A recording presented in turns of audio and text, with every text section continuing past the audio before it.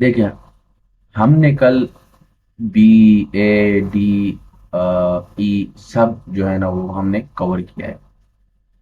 आज हम hepatitis C जो है ना वो हम कवर करेंगे। इसके बारे में हमने थोड़ी बहुत बात की थी, कल हमने इसको टच किया था। सही है, अगर ऊपर आप जाएं और हम हेपेटाइटिस सी को देखें यहाँ पे, तो हमने कहा था कि ये जितने भी हमारे पास हेपेटाइटिस है वायरसेस हैं, सारे आरएनए वायरसेस है एक्सेप्ट वन, और वो है बी, जो कि वो डीएनए वायरस है। ठीक है। फिर हमने ये कहा था कि जो हेपेटाइटिस सी है, इसके जो फैमिली है, हमने कहा था कि फ्लेवी है। सही है। Mode of transmission blood burn है। ठीक है ना। इंक्यूबेशन पीरियड जो है ना वो 6 वीक से लेकर 7 वीक्स तक इसका इंक्यूबेशन पीरियड है। अक्यूट हेपेटाइटिस 1% इसका जो है ना वो परमानेंट हेपेटिक फेलियर करवा देता है। क्रोनिक हेपेटाइटिस हमारे पास हेपेटिक सिरोसिस सिरोसिस करवा देता है, और हेपेटिक सेलुलर कार्सिनोमा करवा देता है। आज हम ये हेपेटाइटिस सेलुलर कार्सिनोमा के बारे में और सिरोसिस के बारे में आज हम बात करेंगे, लेकिन इससे पहले हम थोड़ा सा हेपेटाइटिस सी को कवर करें। इन्वेस्टिगेशन क्या है? वही चीज़ है भाई साहब, कि हमने स्क्रीनिंग टेस्ट करनी है। ठीक है ना। साथ में आप ट्रीटमेंट क्या कर देते हो? हम ये दे लेते हैं सुपरस्टिवियर। सही है।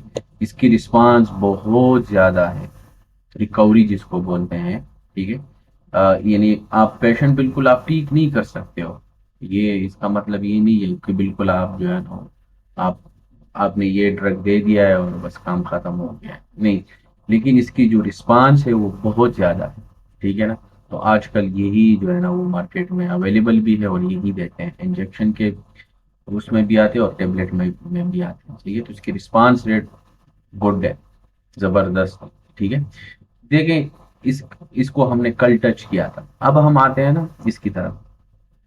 ये बिल्कुल इसका जिस तरह हमने बी पढ़ा था ना कि वो डीएनए वायरस है, उसमें वो एंटीजन और एंटीबॉडीज बनेंगे ना, सरफेस एंटीजन और उसके खिलाफ फिर सरफेस एंटीबॉडी, और इसी तरीके से वो ई एंटीजन और फिर एंटीबॉडी और फिर आईजीएम और आईजीजी, वो डीएनए वायरस है ना। तो इसमें एक उसी तरह नहीं है ये। ठीक है ना, क्योंकि ये आरएनए वायरस है।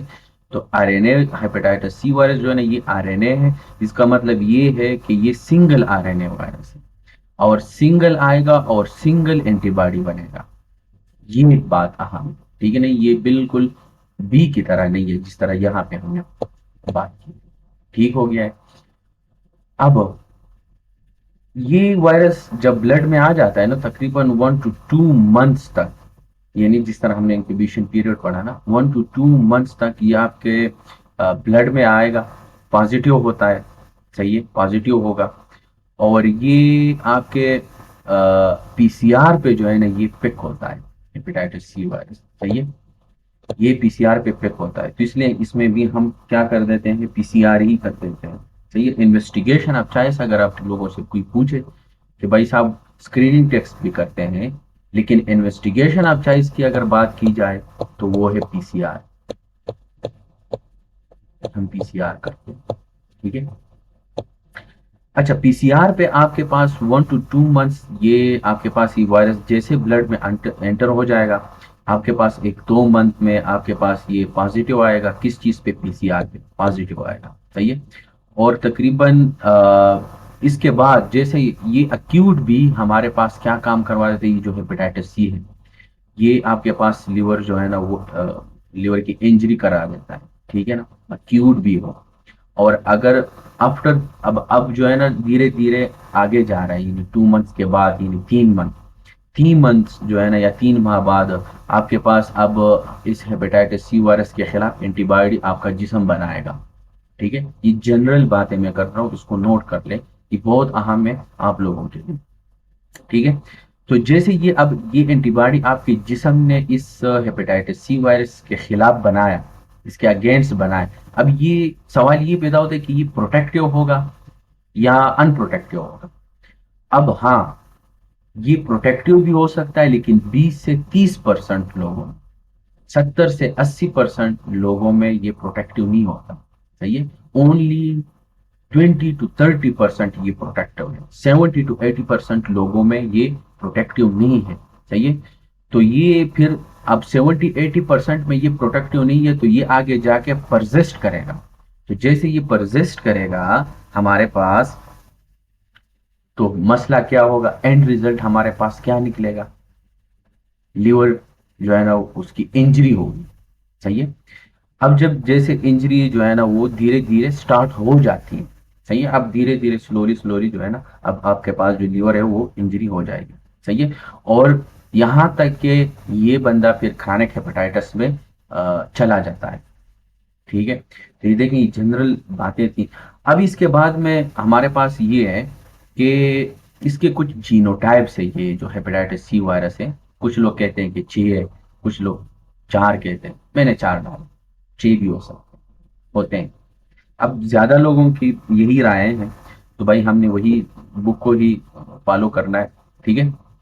तो ये देखिए ना, टाइप 1 है, टाइप 2, टाइप 3, टाइप 4, ये यूएस में कॉमन है ये वाला, ये जो टाइप 1 है। ठीक है ना, अगर इसकी आप जीनोटाइप देखें तो 3 से 4 तक है। और इसमें जो टाइप 1 है ये मोस्ट कॉमन है यूएस में। ये जो है ना, ये मोस्ट कॉमन है हमारी तरफ, जैसे कि पाकिस्तान माने, आप इंडिया को देखें, बांग्लादेश को देखें, सही है? ये जो जगह है यहाँ पे ये आपको ज्यादातर ही मिलेंगे। और अगर मैं पाकिस्तान की बात करूं तो पाकिस्तान में ये मेरे ख्याल से ये जो 3 है, टाइप 3, ये मोस्ट कॉमन है पाकिस्तान में। और ये मैं भी इंडिया में भी कॉमन हो सकता है, लेकिन अभी मुझे इंडिया का इतना पता नहीं है। ठीक है। तो ये आप लोग जहन में रखें। जिस तरह हेपेटाइटिस बी में हमने बात की थी कि उसमें अक्यूट हेपेटाइटिस बी हो तो उसको हम ट्रीट नहीं करते हैं, सपोर्टिव ट्रीटमेंट दे देते हैं, जिस तरह ए और ई में हमने सपोर्टिव ट्रीटमेंट दिया है। लेकिन अगर मैं हेपेटाइटिस सी वायरस की, अक्यूट हेपेटाइटिस सी की मैं बात करूं तो इसको हमने ट्रीट करना है, जरूरी है ये, अक्यूट भी और क्रानिक भी। हेपेटाइटिस बी हो, अक्यूट हो, कोई मसला नहीं, हमने पेशेंट को देखना है, सपोर्टिव ट्रीटमेंट देनी है, एंटी एमेटिक देनी है, एक्सेट्रा एक्सेट्रा, जो हमने कल हमने बात की। सही है। लेकिन इसमें आपने अक्यूट को भी ही आपने ट्रीट करना है, क्योंकि 70-80% हमारे पास ये अक्यूट हेपेटाइटिस जो है ना सी, ये आपके पास एंटर होती है क्रोनिक हेपेटाइटिस में। सही है। तो इसीलिए ऑलवेज ऑलवेज ये बहुत अहम बात, बहुत बहुत बहुत बहुत अहम, कि इसको आपने ट्रीट ही करना है। सही है। तो ये आपने जहन में रखना है। अच्छा, इसके अलावा जो है ना प्रोफाइलेक्सिस के मैं थोड़ी सी मैं बात कर लेता हूँ, लेकिन उसकी तरफ मैं बाद में आता हूँ, अभी नहीं। सही है। लेकिन इससे पहले कि अगर फॉर एग्जांपल ये हेपेटाइटिस सी वायरस जो है ना, ये प्रेगनेंसी में आपके पास आ जाए ना, अगर प्रेगनेंसी में हो तो फिर क्या करेंगे हम।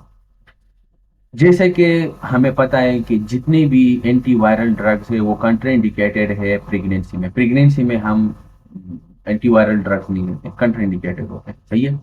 तो इसलिए इसमें आपके पास अगर हेपेटाइटिस सी हुआ है तो आपने प्रेग्नेंट वुमेन को एंटीवायरल ड्रग नहीं देना। ठीक है, पहली बात। दूसरी बात यह है कि आपने जब भी अब बच्चा जो है ना वो करीब गया है, अब डिलीवरी होनी है अब, तो उस टाइम आपने विजाइनल डिलीवरी नहीं करनी है, उस टाइम आपने सिजेरियन सेक्शन करना होता है, सी सेक्शन। ठीक है। सी सेक्शन फिर यहाँ पे जरूरी है। अगर आप विजाइनल डिलीवरी करेंगे तो फिर ये वायरस जो है ना वो क्रॉस होती है और बच्चे में भी चली जाती है। तो इसलिए हम इसमें सी सेक्शन करवा देते हैं, बी में भी हम सी सेक्शन करवा देते हैं। जैसे कि हमने ऊपर बढ़ा ना कि ब्लड बर्न, इसका जो मोड ऑफ ट्रांसमिशन है। ठीक है। तो इसी वजह से जितने भी एंटीवायरल ड्रग है कंट्राइंडिकेटेड है, नहीं देते हैं हम। जब भी डिलीवरी होगी आपने जो डिलीवरी करनी है वो सी सेक्शन करनी है, ना कि विजाइनल डिलीवरी। ये बहुत अहम बात है। सही है। जैसे आपने सी सेक्शन किया, बच्चा पे आप सी सेक्शन पे हो गया और बच्चा बाहर आया है, और आपने फिर इस बच्चे की, इस बेबी की आपने क्या करनी है, आपने इस बेबी के आफ्टर दैट आपने एंटी एचसीवी जो ये वायरस है आपने इसको चेक करना है। ठीक है। ये जरूरी है। और तकरीबन 6th वीक तक ये पूछ सकते हैं। तो ये एक एग्जाम का क्वेश्चन भी है आपके पास, माइक्रो में ये आ सकते हैं। सही है कि भाई साहब हमें बताए कब तक हमने ये करनी, तो 6th वीक तक, 6 वीक्स। ओके, बहुत अहम पॉइंट है। अच्छा, अच्छा, ये भी एक क्वेश्चन है कि हाँ भाई साहब मुझे बताया कि हेपेटाइटिस सी वायरस है, एक प्रेग्नेंट लेडी है और वो आपके पास आई है क्लिनिक में और आप बैठे हो, डॉक्टर साहब हमें बताए कि मुझे तो हेपेटाइटिस सी है, तो मैं क्या ब्रेस्ट फीडिंग अपने बच्चे को दे सकती हूँ कि नहीं दे सकती हूँ? तो आपका जवाब क्या होगा? नो। ठीक है, आप नहीं दे सकते, आप अवॉइड करेंगे। ठीक है, तो ब्रेस्ट फीडिंग भी आप इसमें नहीं दे सकते। तो देखिए ये अहम अहम पॉइंट है, इसको आप साथ साथ में लिखा है एग्जाम के लिए भी, और आपके जब आप क्लिनिक में बैठेंगे इंशाल्लाह आगे, तो उसमें भी आप लोगों को ये बड़ा हेल्प देगा। अच्छा, हेपेटाइटिस सी वायरस के बारे में हम ये भी थोड़ा सा आप लोग नोट कर लें कि कुछ पैथोजेनेसिस है कि वो आल्सो जो है ना इसके साथ वो है हमारे पास। जैसा कि फॉर एग्जांपल हमने बायोकेमिस्ट्री में प्रोपायराकोटीन अटारडा हमने बात की थी, उसके साथ ये है। सही है, तो ये भी एक पैथोजेनिक फैक्टर है। ठीक है ना, एचसीवी का।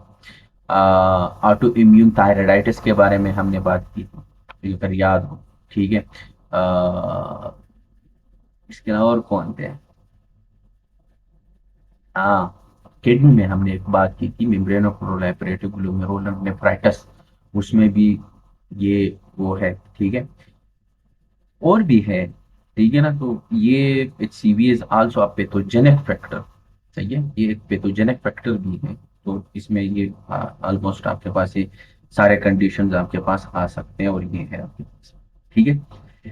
अच्छा, प्रोपाइलेक्सिस के बारे में मैं ये बात करूँ ना कि प्रोपाइलेक्ट्री के लिए अगर आप फॉर एग्जांपल एचसीवी है, आप हॉस्पिटल में काम कर रहे हो, या आप as a MO medical officer काम कर रहे हो, या हाउस ऑफिसर हो पाकिस्तान में या इंडिया में, आपने हाउस जॉब करनी है, तो उस टाइम अगर कोई पेशेंट आ जाए और भाई उसको भी हेपेटाइटिस सी है और आपने इंजेक्शन लगवाना होता है, या कोई भी मतलब वो हो सकता है ना, ट्रांसमिशन हो सकती है क्योंकि ब्लड बहन है।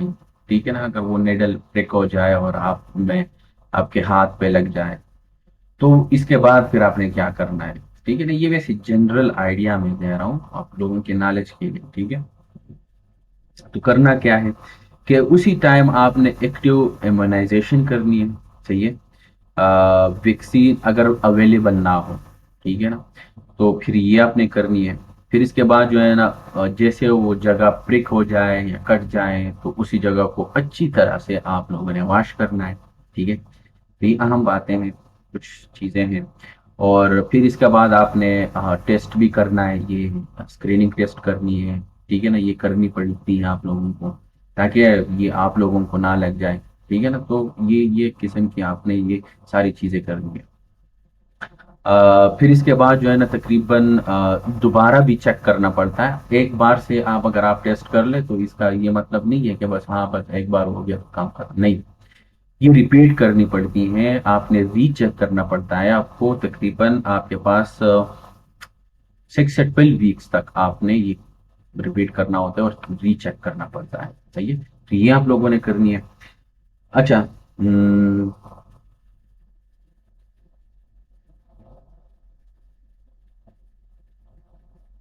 हाँ ये बात है, सही है। तो हेपेटाइटिस बी वायरस भी अगर फॉर एग्जांपल कोई जो है ना वो एक प्रेग्नेंट लेडी है और वो भी जो है ना बच्चा उसके पेट के अंदर है, प्रेग्नेंट है, तो उसका भी आप लोगों ने ही सी सेक्शन ही करवाना है। सही है, एंटीवायरल नहीं लेनी है। ठीक है ना, विजाइनल डिलीवरी नहीं करते। एग्जैक्टली सेम, क्योंकि वायरस है। ठीक है, और भाई साहब आपने जो है ना वो जैसे बच्चा पैदा हो गया ना, बेबी बाहर आया, तो उसी टाइम फिर आपने क्या करना है, एक्टिव इम्यूनाइजेशन आपने बच्चे को भी ही लगवानी होती है। सही है, तो ये आप एज अ प्रोफाइलेक्टिक के लिए ये काम करते हैं, तो ये बहुत ज़रूरी है। बाकी हम डिटेल में वैसे सारा डिटेल हमने वैसे कवर किया, लेकिन ये माइक्रो में भी आप लोग जो है ना ये पढ़ेंगे, वहाँ पे भी ये सारी चीज़ें हैं। सही है, तो जो जो मेरे जहन में आ रहे हैं वो मैं आप लोगों को बता रहा हूँ। तो ये सारा जो हमने बताया, हमने जो किया, तो ये हमारे पास क्या है, क्या है हमारे पास?